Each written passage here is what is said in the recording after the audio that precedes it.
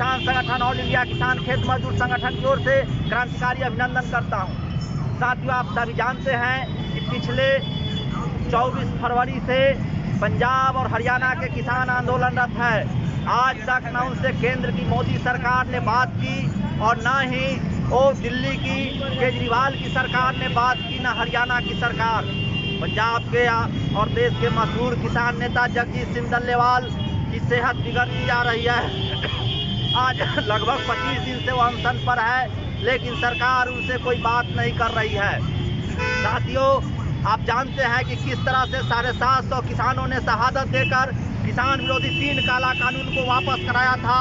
उसी कानून को फिर नया रूपरेखा फ्रेमवर्क तैयार करके नई कृषि विपणन नीति का मसौदा तैयार करके उसको किस तरह से पेश करने की कोशिश कर रही है सरकार। इसके खिलाफ में तमाम किसान संगठन आज देश भर में प्रतिवाद मार्च निकाला है और इसका मसौदा का दहन पत्ती जलाया गया है। साथियों, आप जानते हैं कि अनाज पर सरकार कब्जा करना चाह रहा है। दूसरी तरफ किसानों की जो जमीन, जो बुद्धनगर और ग्रेटर नोएडा की कीमती जमीन को औने पौने दामों में जो सरकार ले रही है पूंजीपतियों के हित के लिए, इसको लेकर के वहाँ के किसान नेता और आम किसान संघर्ष कर रहे हैं। संघर्षरत किसानों को जेल में डाला गया है। आज हम इस सभा के माध्यम से केंद्र की मोदी सरकार से, उत्तर प्रदेश की सरकार से और हरियाणा सरकार से और दिल्ली की केजरीवाल सरकार से संयुक्त रूप से मांग करते हैं कि तमाम जो किसान नेता और किसानों को जो जेल में रखा गया है बिना शर्त रिहा करे और किसानों की हड़पी गई जमीन को अविलंब वापस करे।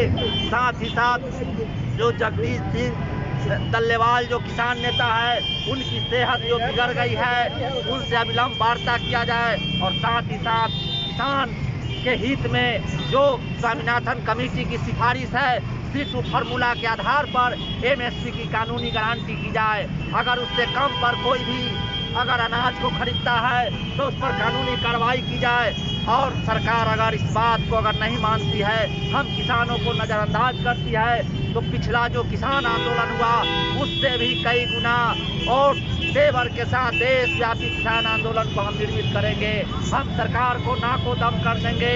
उस किसान आंदोलन में भी हमने इसी कल्याणी चौक पर कहा था कि बैल कितना भी मरखा हो, किसान उसको हल जोतवा ही लेता है। और ये तो सरकार है, ये मोदी सरकार को नाक रगड़वा करके दिल्ली के बॉर्डरों पर छोड़ेगा।